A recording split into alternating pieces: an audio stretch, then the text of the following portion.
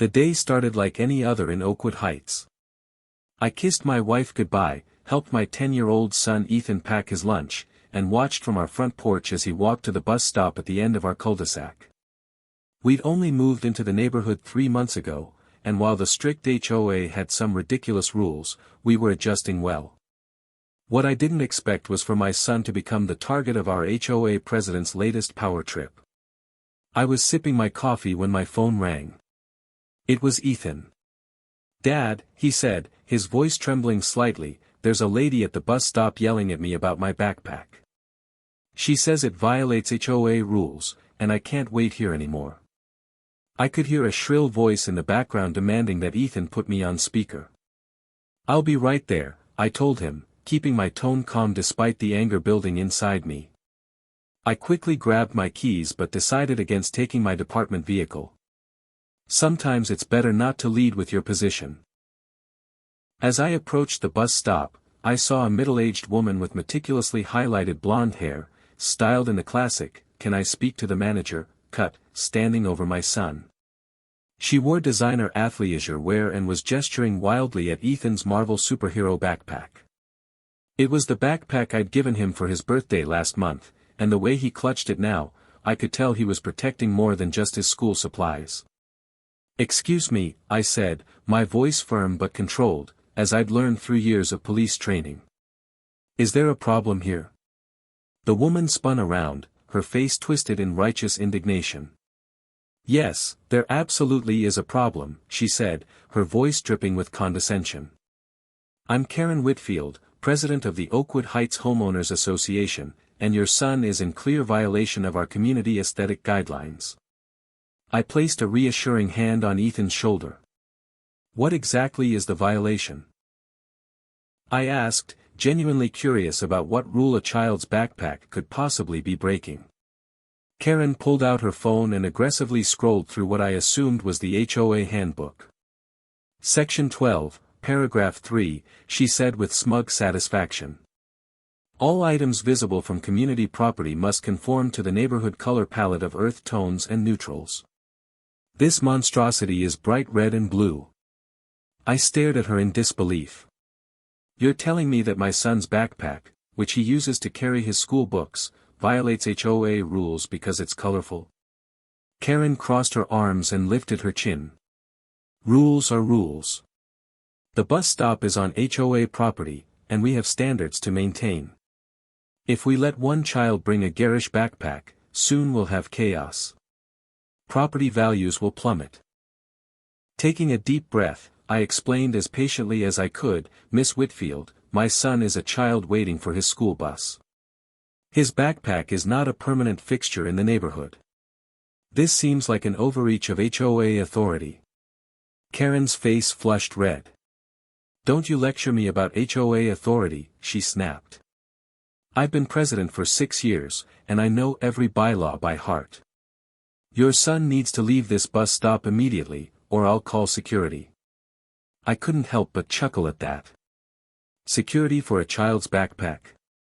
Ethan looked up at me, confusion and worry in his eyes. "It's okay, buddy," I assured him. "You're not doing anything wrong." The school bus appeared at the end of the street, and I gestured for Ethan to get ready.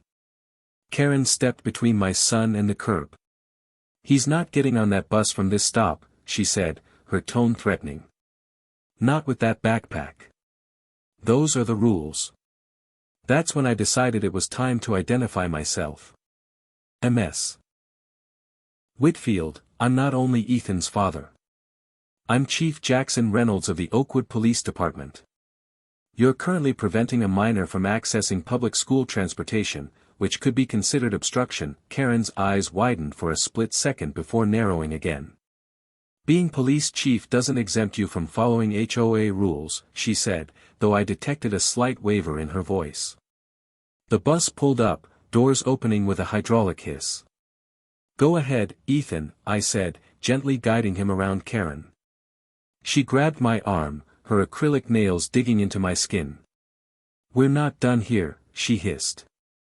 I carefully removed her hand. "Please don't put your hands on me again," I said, my voice quiet but firm. Ethan looked back nervously as he boarded the bus. I gave him a reassuring nod before the doors closed and the bus pulled away.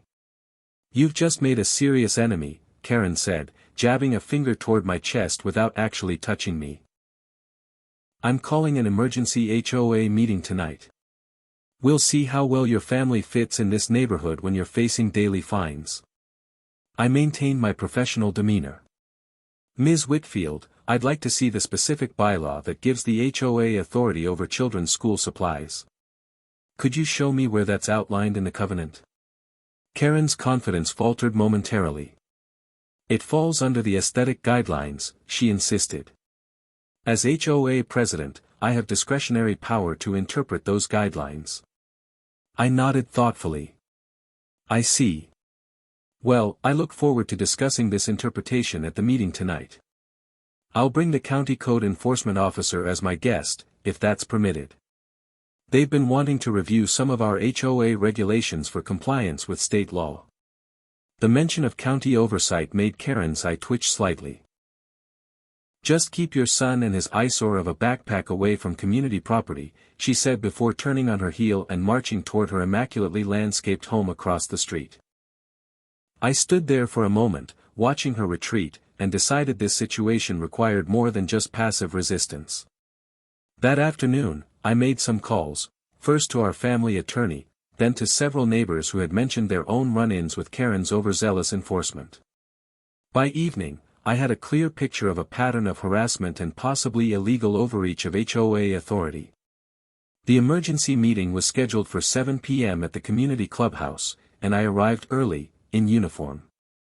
It wasn't how I typically attended neighborhood meetings, but sometimes a visual reminder of one's position helps maintain order. Karen was already there, surrounded by her loyal faction of the board. She faltered mid-sentence when she saw me enter in full chief's uniform. "Good evening," I said pleasantly to the room, nodding at familiar faces. "I understand we're here to discuss backpack regulations." A few neighbors chuckled, which only seemed to irritate Karen further. "This isn't a joke, Chief Reynolds," she said, emphasizing my title sarcastically. "This is about maintaining community standards." The meeting began with Karen presenting her case against the visual pollution of non-conforming items in community spaces. She pulled up a slideshow that included a zoomed-in photo of Ethan's backpack, which she must have taken that morning. "This is exactly the kind of eyesore that diminishes our property values," she declared. When she finished, she looked at me expectantly, clearly anticipating an apology. Instead, I stood and addressed the room calmly. "Thank you, Miss Whitfield, for bringing this matter to everyone's attention. Before I respond to the backpack issue, I'd like to address a more pressing concern." I pulled out a folder. "This morning, Ms. Whitfield physically prevented my 10-year-old son from accessing his school bus. She grabbed his arm and blocked his path. I have statements from 2 witnesses who observed this from their homes." The room fell silent. When I intervened, I continued, "Ms. Whitfield grabbed my arm as well, leaving these marks." I showed the faint red indentations her nails had left. Under state law, this constitutes simple assault, especially when directed at a minor. Additionally, preventing a child from accessing school transportation violates educational access statutes. Karen shot to her feet, her face contorted with rage. "That's absurd. I was enforcing HOA rules." The other board members exchanged uncomfortable glances. I remained composed. "Ms. Whitfield, no HOA rule supersedes state law or grants you the authority to physically detain residents, especially children. Furthermore, I've reviewed our covenant in detail, and there is no provision regulating temporary items like backpacks, nor does the color palette requirement extend to personal belongings." I turned to address the entire room. "I'm not here to press charges at this time, though I legally could. I'm here as a concerned resident and parent who believes our HOA has strayed from its proper function. I've taken the liberty of inviting County Inspector Davis, who is prepared to conduct a full compliance review of our HOA practices and bylaws." Karen's face drained of color as a serious-looking woman in a county blazer stood up from the back row. This is outrageous. Karen spluttered. You can't bring in outside authorities without board approval. Inspector Davis stepped forward. Actually, Ms. Whitfield, any resident can request a compliance review, and based on preliminary examination, I've identified several concerning patterns in enforcement that may constitute harassment and selective application of regulations.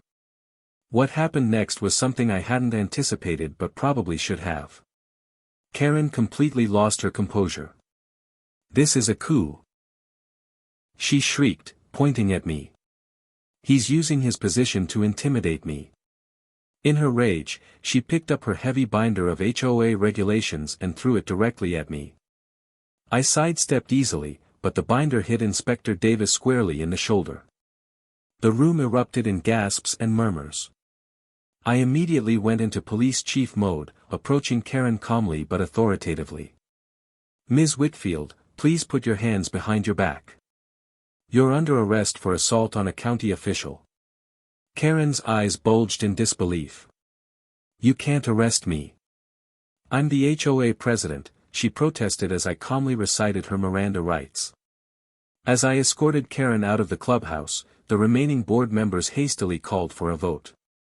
By unanimous decision, Karen was removed from her position as HOA president, effective immediately. You can't do this to me, she wailed as we passed the community bulletin board where her name and photo had been prominently displayed for years. Do you know how much I've done for this neighborhood? I've maintained our property values.